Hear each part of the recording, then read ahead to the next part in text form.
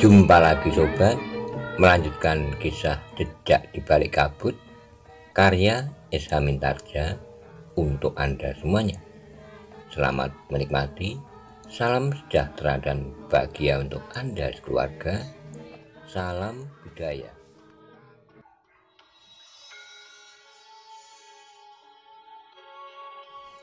Pada episode sebelumnya dikisahkan, setelah Pangeran Benowo dan Paksi melaporkan peristiwa yang terjadi di rumah Tumenggung Sarpo Biwodo, Paksi ingin kembali ke rumahnya untuk menemani ibunya, sekedar membuat tenang hati ibunya. Pangeran Benowo pun ingin menemani Paksi, sementara Paksi sebenarnya tidak menginginkan untuk ditemani Pangeran Benowo. Bagaimana kisah selanjutnya? Simak bersama-sama. Ya, ternyata kalian telah melakukan tugas kalian dengan baik. Bahkan beberapa orang telah terluka parah. Tetapi kami gagal menangkap kembali Haryo Wisoko. Bukan salah kalian. Haryo Wisoko memang seorang yang berilmu tinggi. Karena itu jadikanlah pengalaman bahwa ilmu seorang prajurit sandi pilihan tidak dapat menangkap Haryo Wisoko. Ya Ki Gede. Nah, sekarang lakukan tugas Ki Lurah dengan baik. Mungkin Ki Lurah akan bertemu dengan dua orang prajurit yang aku perintahkan untuk menghubungi Ki Suropodo. Demikianlah maka Ki Lurah Suropodo minta diri untuk menjalankan kewajibannya. Sementara itu Pangeran Benowo dan Paksi telah sampai ke regol rumah Ki Tumenggung. Keduanya segera turun dari kuda mereka dan menuntun kuda-kuda mereka memasuki halaman. Dua orang prajurit yang bertugas di regol segera menghentikan keduanya. Tetapi ketika prajurit itu melihat bahwa seorang di antara mereka adalah Pangeran Benowo, maka kedua orang prajurit itu segera mengangguk dalam-dalam. Pangeran Benowo dan Paksi pun menambatkan kuda mereka pada patok-patok di sebelah pendopo. Marilah Pangeran, Paksi mempersilahkan. Namun Pangeran Benowo berkata, naiklah, temui ibumu, aku menunggu di sini.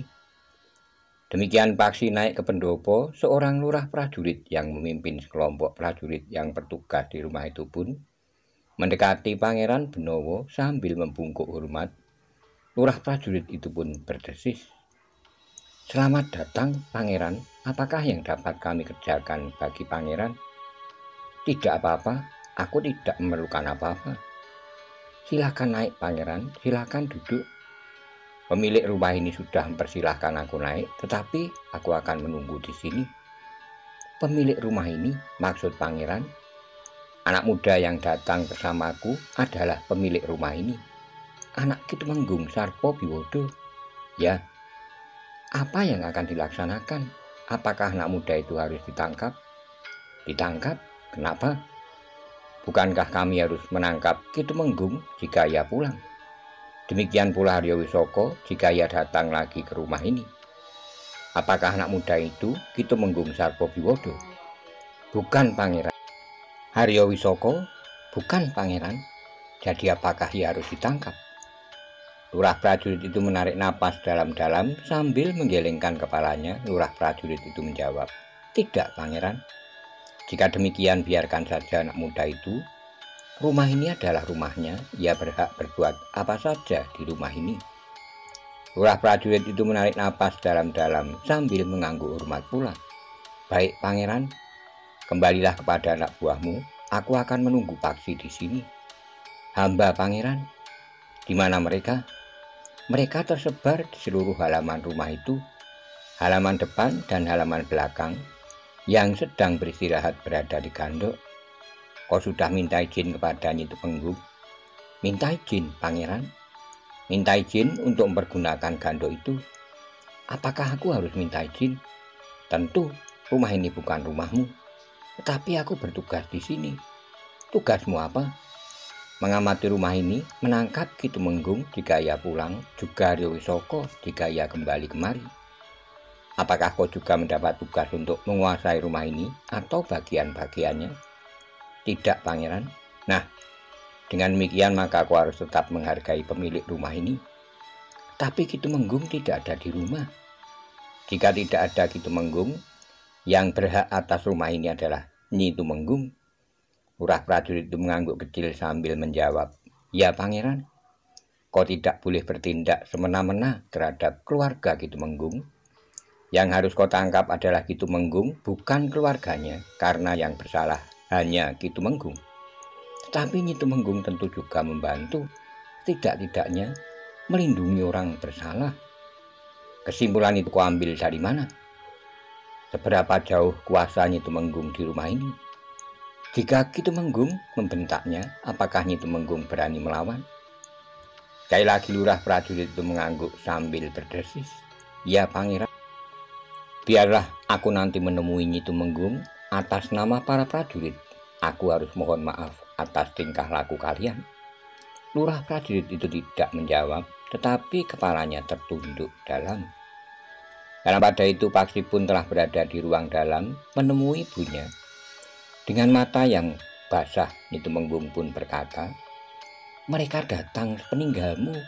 Mungkin kau masih berada beberapa puluh langkah saja dari rumah ini. Mereka menguasai seisi rumah dan mengawasi segala sudut. Tapi bukankah mereka tidak mengganggu ibu dan adik-adik serta seisi rumah ini?" "Mereka memang tidak sengaja mengganggu, Paksi. Tapi kehadiran mereka serta sikap mereka terasa agak asing. Mungkin karena ayahmu dianggap seorang pemberontak, sehingga mereka dapat berbuat apa saja di rumah ini. Seharusnya mereka tidak berbuat seperti itu. Aku akan berbicara dengan pemimpin mereka yang bertugas di sini.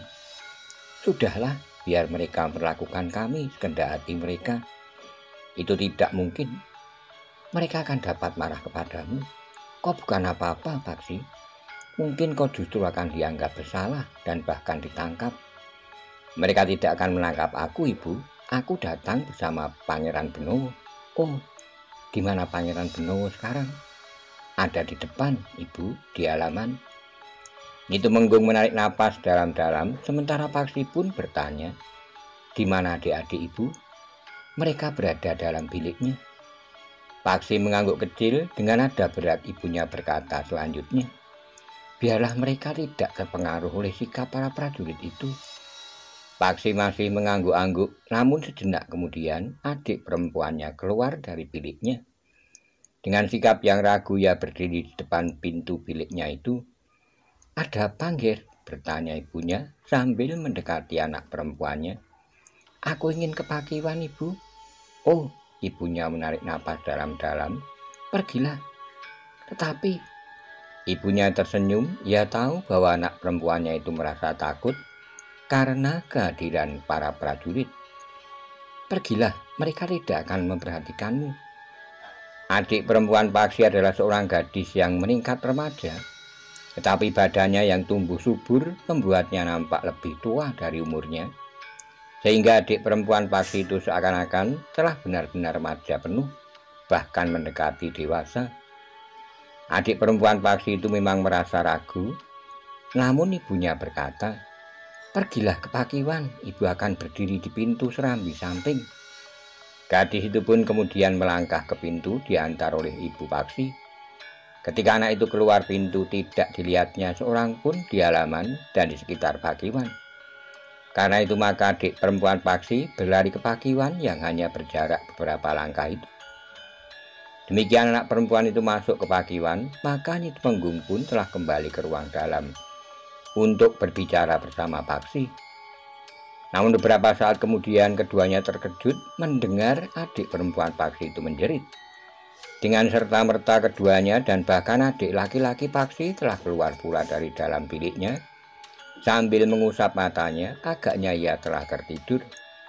Ketika ibunya berdiri di pintu, dilihatnya anak perempuan itu berdiri bertolak pinggang sambil berkata lantang, "Kau mau apa? Kau kira kau siapa? Dua orang prajurit berdiri sambil tersenyum. Dipandanginya Nyi Tumenggung sambil berdesis, "Anakmu cantik, Nyi." Sebelum Nyi Tumenggung menjawab, adik laki-laki Paksi telah melangkah keluar pintu serambi.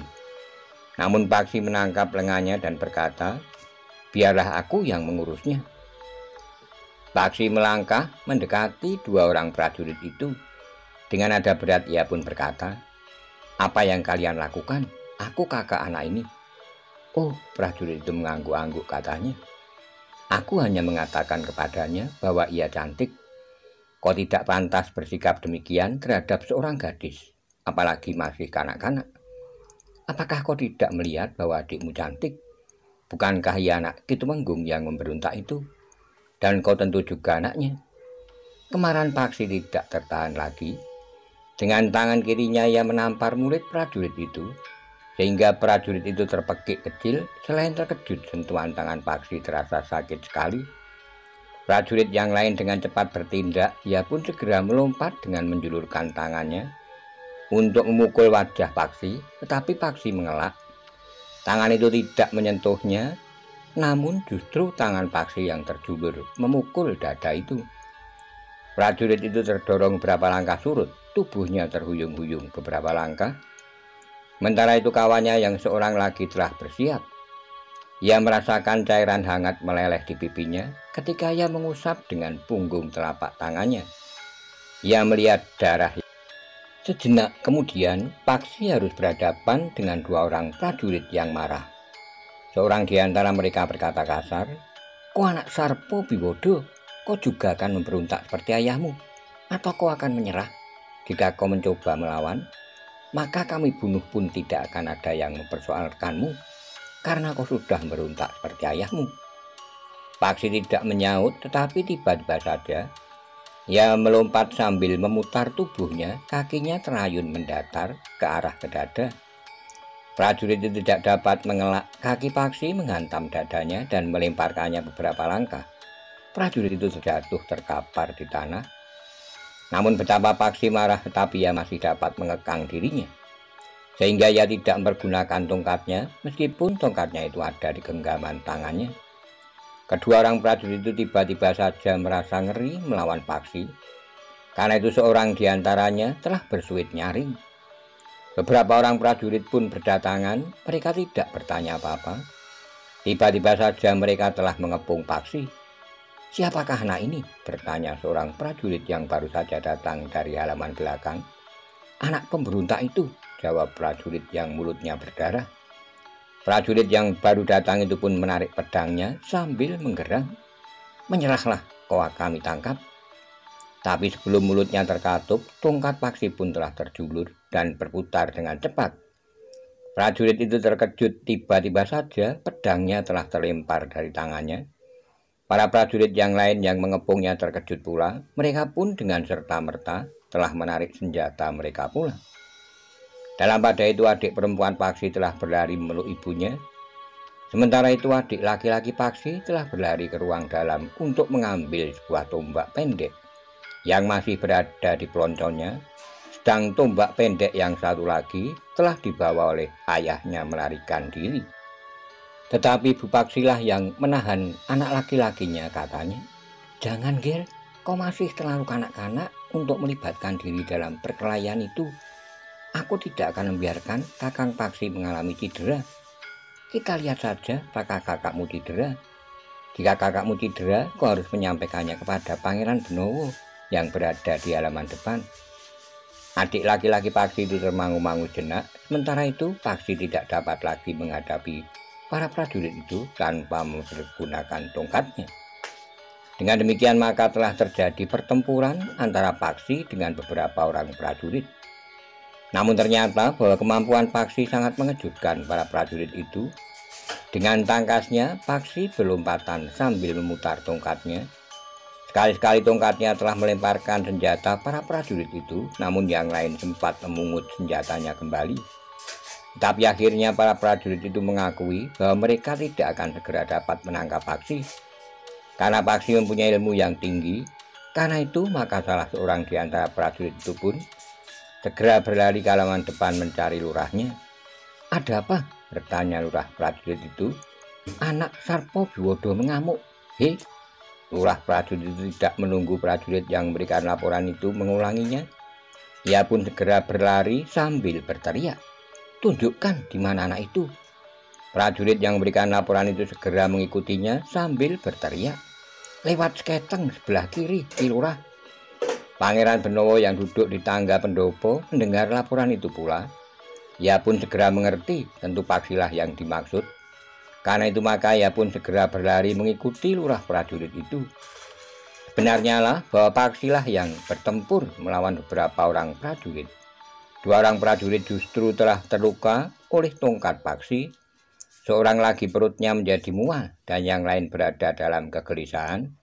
Ketika lurah prajurit itu datang, maka para prajurit pun menyibak. Anak Tumenggung, Sarpo Biwodo, kenapa kau tiba-tiba menjadi gila dan melawan para prajurit? Kau tahu bahwa dengan demikian kau telah ikut pula menjadi pemberontak dan harus ditangkap dan dihukum sebagai seorang pemberontak. Paksi termangu-mangu sejenak, kemudian dengan lantang ia pun menjawab, persoalannya sama sekali tidak ada hubungannya dengan pemberontakan. Tapi apakah kau akan membiarkan prajurit-prajuritmu, prajurit-prajurit Pajang, tidak tahu diri dan bersikap tidak tahu adat? Kenapa dengan prajurit-prajuritku? Kau tentu pemimpin para prajurit yang ada di sini. Ya, jawab prajurit itu. Bertanyalah kepada prajurit-prajuritmu apa yang telah mereka lakukan. Lurah prajurit itu termangu-mangu sejenak dengan ragu-ragu. Ia pun bertanya kepada para prajurit, apa yang telah terjadi? Orang yang tertua di antara para prajurit pun menjawab, kami tidak tahu apa maksudnya tiba-tiba saja anak itu menyerang para prajurit. Tapi Paksi segera menyaut, bertanyalah kepada prajuritmu yang terluka itu, apa yang dilakukan? Aku tidak apa-apa, aku sedang mengawasi daerah ini. Kau pengecut yang paling licik. Aku tidak tahu kenapa tiba-tiba saja kau menyerangku dari belakang. Inikah watak para prajurit Pajang? Suara Paksi dengan mengguru. Namun kemudian Pangeran Benowo lah yang melangkah mendekatinya sambil bertanya, apa yang sudah dilakukannya Paksi? 2 orang prajurit itu sudah mengganggu adik perempuanku. Mereka menganggap bahwa karena adik perempuanku itu anak Tumenggung Sarpo Biwodo yang dianggap memberontak, maka ia dapat diperlakukan sekehendak hati mereka. Wajah Pangeran Benowo terasa menjadi panas. Ia pun kemudian berpaling kepada kedua orang prajurit yang telah terluka itu sambil berkata, kalian telah mencemarkan nama baik prajurit Pajang. Kalian tahu akibatnya. Kalian dapat digantung di halaman depan rumah ini jika aku memerintahkan. Tetapi pangeran, potong lurah prajurit itu, tidak ada yang dapat menghalangi aku. Kau dengar, Ki Lurah? Atau kau ingin membela dan melindungi kedua prajuritmu yang gila itu? Ampun pangeran, hamba tidak bermaksud demikian. Apa yang ingin kau lakukan? Apakah yang dikatakan oleh anak Ki Tumenggung itu benar? Ya sahabatku, aku percaya kepada kata-katanya. Kau dengar Ki Lurah? Hamba dengar pangeran. Sekarang bawa orang-orangmu pergi. Maksud pangeran? Bawa orang-orangmu pergi. Hei Ki Lurah, apakah kau tidak mendengar?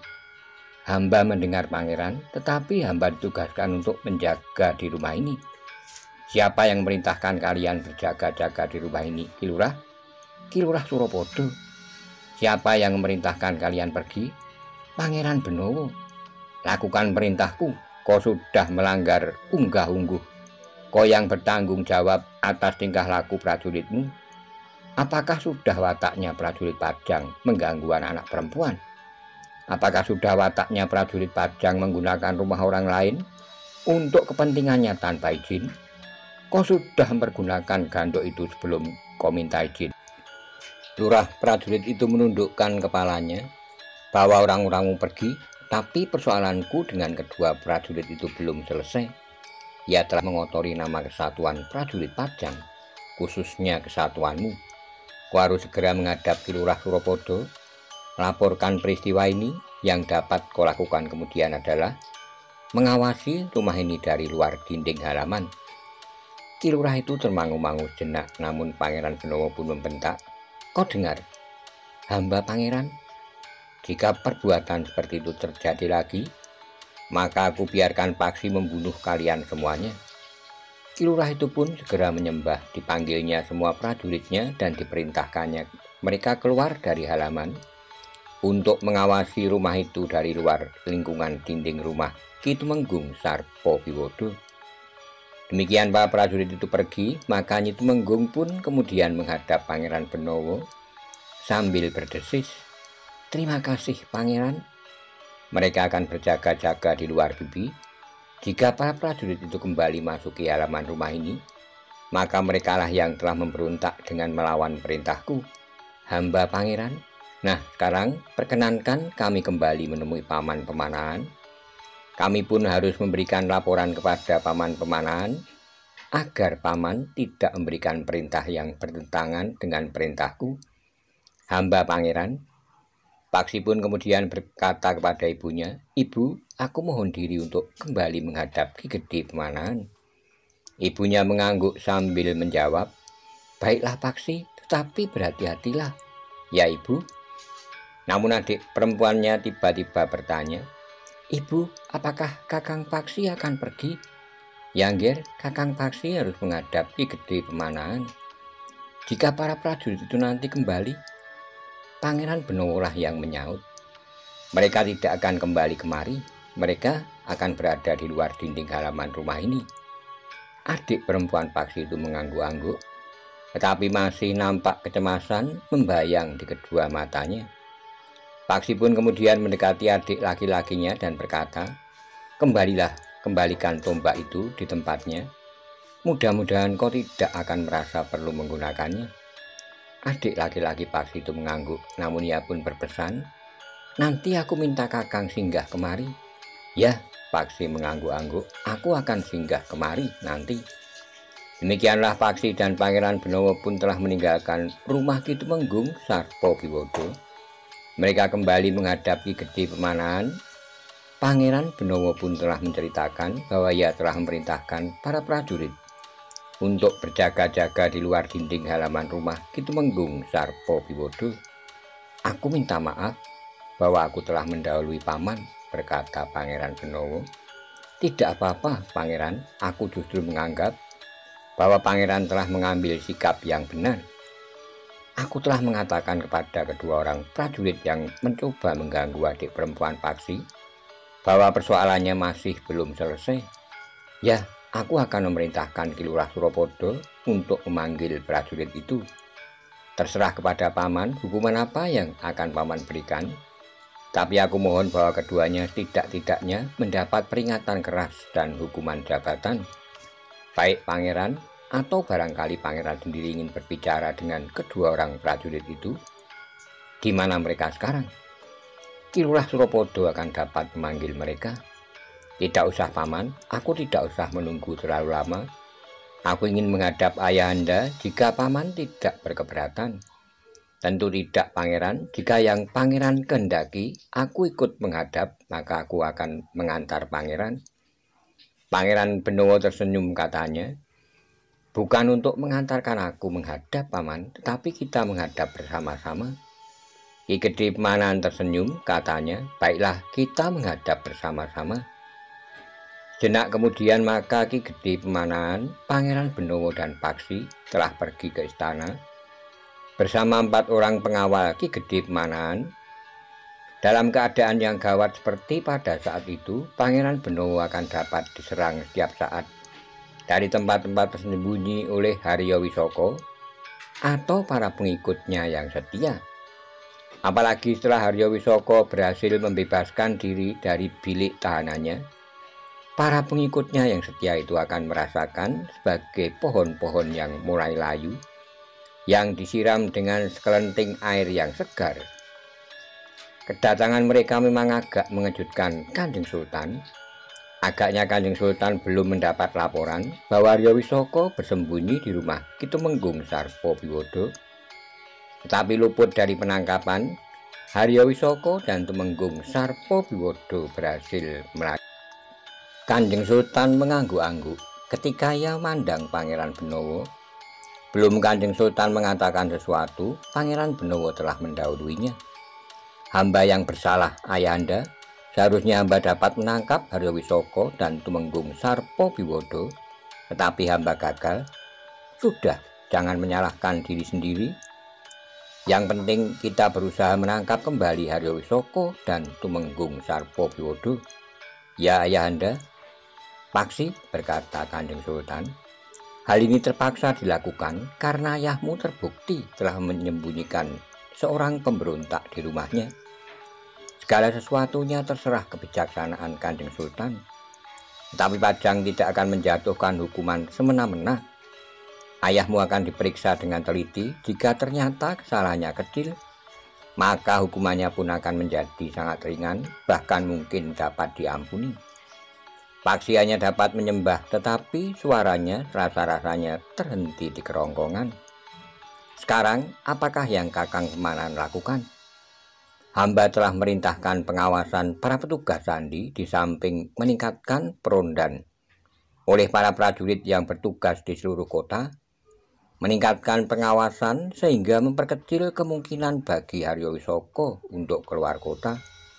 Baiklah, aku harap Kakang cepat menemukan orang itu kembali, tentu dengan para pengikutnya yang masih berada dalam kota. Hamba akan mencoba, Kanjeng Sultan.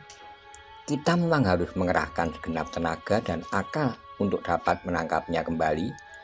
Ya, orang yang sangat berbahaya bagi Pajang, hamba Kanjeng Sultan. Benowo, berkata Kanjeng Sultan kemudian, hamba Ayahanda, kau harus menjadi lebih berhati-hati. Kau adalah salah satu sasarannya. Aku minta kau pertimbangkannya lagi, apakah cincin itu akan terus kau pakai atau disimpan saja di tempat yang tidak akan dapat diusik oleh orang lain. Hamba akan memakainya, Ayahanda. Seperti gula, cincin ini akan menarik semut. Paman Haryo Wisoko adalah salah satu dari semut itu. Mungkin ia akan datang lagi kepadaku. Jika demikian, maka kau harus selalu bersiap menghadapi segala kemungkinan.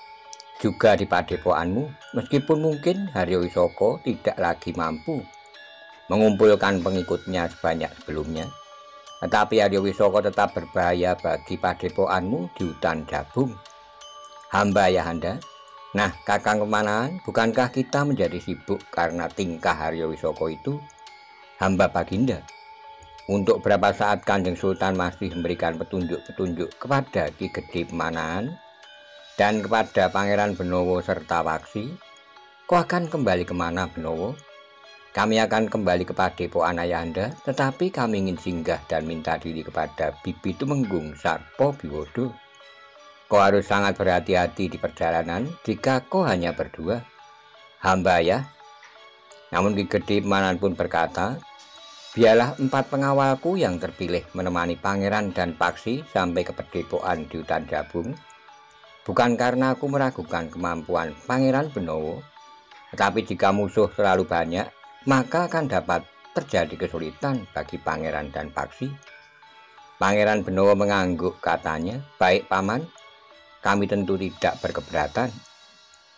Demikianlah maka Pangeran Benowo dan Paksi pun segera mohon diri. Demikian pula Ki Gede Pemanahan, yang kemudian akan menyerahkan beberapa orang pengawal pilihan yang akan menemani Pangeran Benowo dan Paksi kembali ke hutan Jabung. Pangeran Benowo dan Paksi tidak lama singgah di rumah Ki Gede Pemanahan. Setelah Ki Gede menunjuk 4 orang pengawal yang meyakinkan, maka Pangeran Benowo dan Paksi pun segera minta diri. Mereka masih akan singgah untuk minta diri kepada Nyi Tumenggung Sarpo Biwodo. Ketika Paksi dan Pangeran Benowo minta diri, Nyi Tumenggung yang bukan seorang yang cengeng itu mengusap matanya. Hidupnya menjadi sangat rumit, keluarganya terpecah-pecah dan bahkan saling bermusuhan. Nyi Tumenggung memang menjadi sangat kecewa dan menyesal bahwa suaminya telah terlibat dalam gerakan yang dilakukan oleh Haryo Wisoko. Tetapi semuanya itu sudah terjadi. Berhati-hatilah Paksi, pesan ibunya. Ya Ibu. Pangeran, berkata Nyi Tumenggung kepada Pangeran Benowo, hamba titipkan Paksi kepada Pangeran dan seisi padepokan. Kami akan saling menjaga, Bibi. Terima kasih, Pangeran. Tapi Bibi juga harus berhati-hati. Mungkin keadaan akan dapat menjadi semakin rumit. Tapi jangan takut bahwa para prajurit tidak akan mengganggu keluarga Bibi lagi. Hamba Pangeran, di mana saja, di lingkungan apa saja, tentu ada orang-orang yang menyalahi paugeran. Juga di lingkungan keprajuritan. Aku mohon maaf Bibi, tetapi semuanya itu sudah diketahui oleh Paman Pemanahan. Pemanah akan mengambil langkah-langkah yang perlu. Terima kasih, Pangeran. Demikianlah setelah Paksi minta diri kepada ibunya, kepada adik-adiknya, maka Paksi pun meninggalkan rumahnya. Ia masih mendengar adik perempuannya menangis, ibunya dan adik laki-lakinya berusaha membesarkan.